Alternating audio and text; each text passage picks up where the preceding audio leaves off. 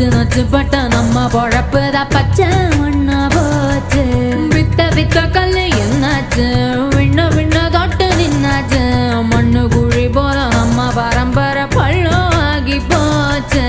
ஐயனாரு சாமி அழுது தீத்து பார்த்தோம், சொரண கெட்ட சாமி சோத்ததான கேட்டோம். காலவாச கங்கு போட